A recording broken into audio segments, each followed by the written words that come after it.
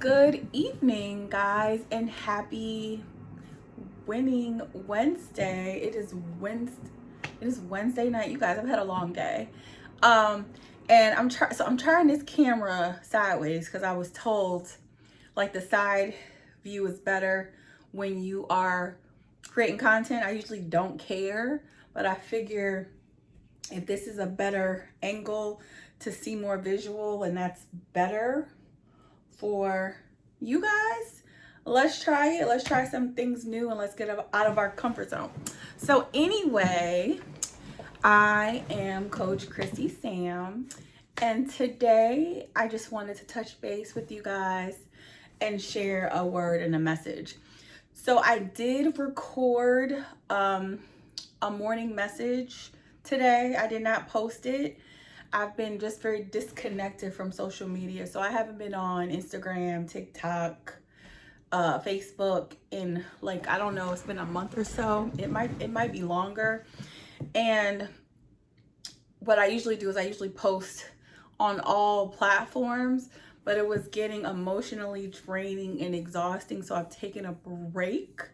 But so I guess I don't even know. Like I have a whole bunch of messages, right? But I think today's message is to listen to the signs. Like when God is leading you and pointing you in a direction, to pay attention. He is always, if we are building our relationship with Him, if we are seeking Him, right? He's always telling us something. He's always leading us in the direction that we need to go in. We just need to receive it, hear Him, and obey, because we all have free will. So he's not going to force us to do anything. But if we are building a relationship, a healthy relationship with Him, and we are asking for guidance, He is going to lead us. So I just want to share, just in terms of what I was saying, I haven't been posting anything. It's been very just like overwhelming for me to try to post things. And I've just been so deeply involved in my mental health and my physical health, in my emotional well-being. And there have been a lot of signs around me personally. So, confirmation and not a forcing thing was this weekend. So I went to one of my friends. Her daughter graduated from college. She is now a registered nurse. So yay.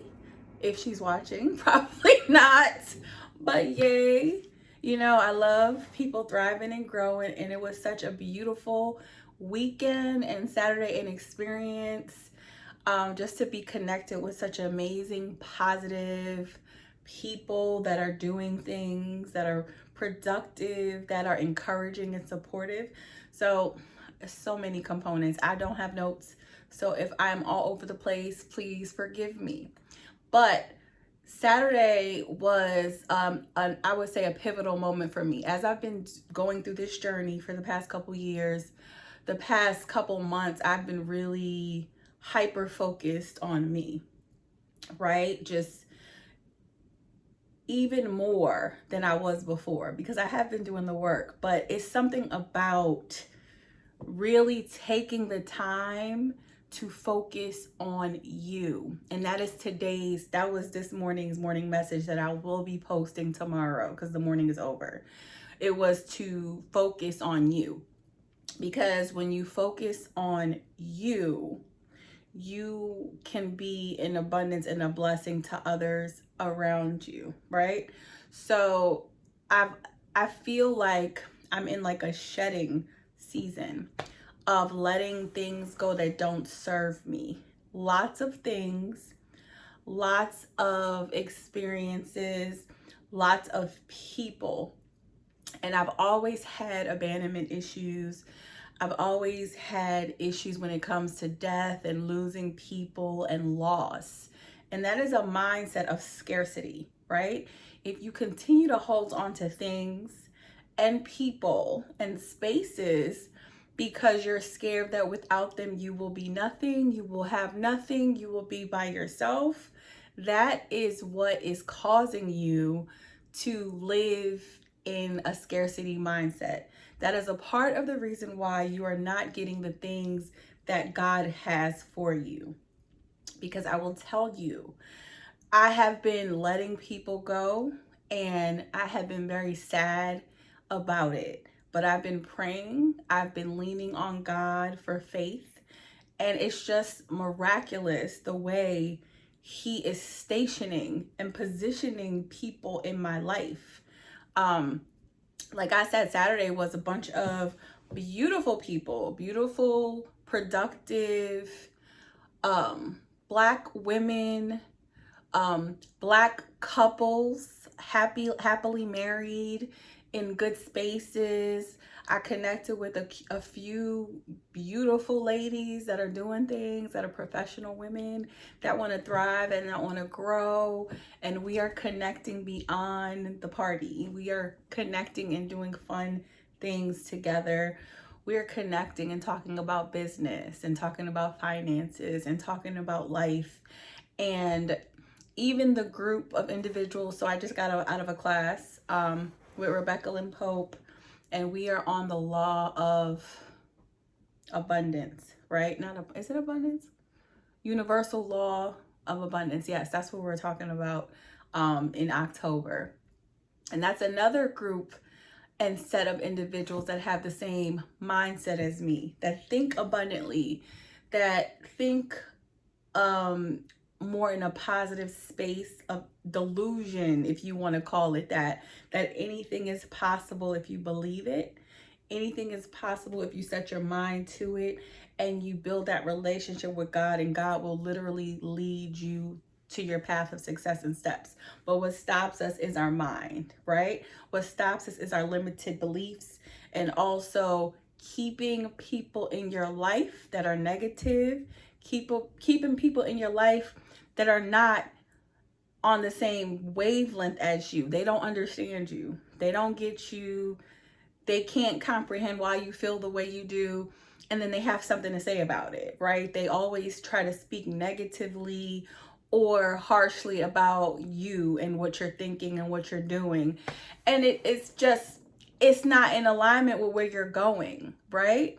So focusing on you builds up this resilience where you have to say to yourself, no matter what, if I am by myself, I'd rather be by myself than in the company of individuals that are not on the same page as me, right? Because when we keep that company, it's a detriment to who we are and where we're trying to go and how we're trying to progress. And if we just let go of those things and focus on ourselves, abundance will flow. So like I said, the party, I met some people, I'm connected with some people there. I even have a mechanic from there. I've been struggling this car situation. I got some issues with my car. It's been stressing me out. And I had actually a person I was dating. He was a mechanic, right? And I'm like, well, maybe he should be my mechanic. And God said, no, girl. No, we're not doing that, right? And in my friend, she connected me to her brother-in-law who is a mechanic in a really good shop, and he's a manager, and he has been very helpful. His team has been very helpful. It's just been a literal godsend because I didn't live in a scarcity mindset. Do you know what I mean? Like, I'm like, okay, no, let that go. That's not even that deep. Just go ahead and pray about it and see what happens. So we have somebody here who is reliable, who is down the street, who I know his wife, I know his kids. That is the type of support I need. I have said to myself so many times that, and this is a very personal sharing moment, right? I have said to myself so many times that, just when it comes to men, just not having any positive male figures in my life, just in general, like my father, my cousins, my uncles, exes. I've never had a good example of what a healthy man looks like. there has always been an ulterior motive. There has always been something behind their intentions, right? And I mean, we're all human, so it is what it is, right? But I gotta say, mindset is everything when it comes to that too, because if I continue to believe that everybody is like my dad, and everybody is like my ex, and everybody is like the guys I was dating before, I won't ever experience healthy men, like healthy, not friends per se, but healthy male figures. And I think the mechanic, he's more than a mechanic, but I think, that's a good starting point. Church, going to church, believing in God. And I mean, I don't go to church, but I believe in God. I'm a spiritual being. I pray, I meditate, I communicate with like minds who are also spiritually based. So the church part is not the end of the world for me, but he does go to church. He is a God-fearing man, which is important, and his family is phenomenal. I connect with his wife. His wife is amazing. His structure is very, from what I see, solid and pure and healthy, right? Then also there has been somewhat of I appointed him a mentor, someone that I work with, like a mentor, and he has been a teacher, a leader, a guide, right? And has taught me so much about corporate America and work, and just being patient and letting me make mistakes without making me feel like I'm dumb. You know what I mean? So that has been a positive male figure around. And even like at the party, there were like couples, married couples that I connected with, where they're building partnerships, they're building generational wealth, they're building together as a community. And it was just really nice. It was really nice to experience that, So I just feel like, going back to the focusing on you, when you focus on you, when you learn to sit still and you learn not to accept bare minimum from anybody, any circumstance, you might be lonely for a little bit of time. It might feel like you have no support, but know that God has always got us. God always has you. You just have to have the faith to know that he is there, and he has a bigger plan, a plan bigger than you have ever imagined and ever could potentially imagine. This is not something that you can think up on your own.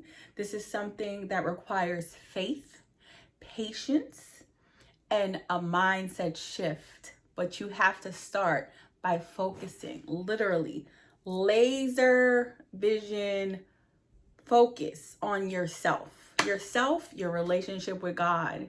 And it's just, you never know what is going to come because of that.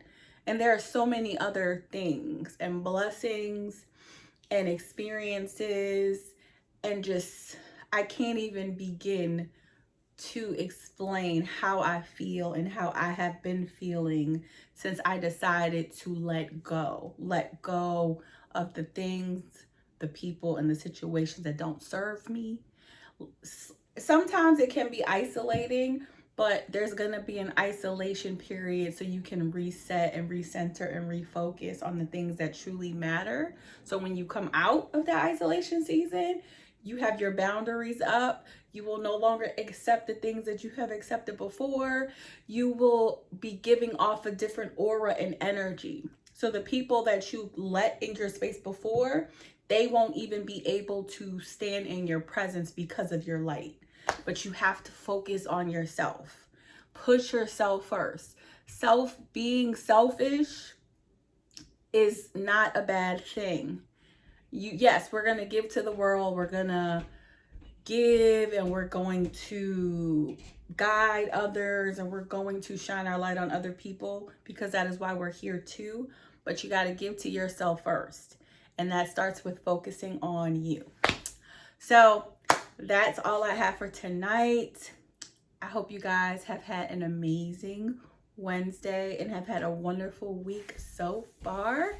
And I will touch base with you guys later.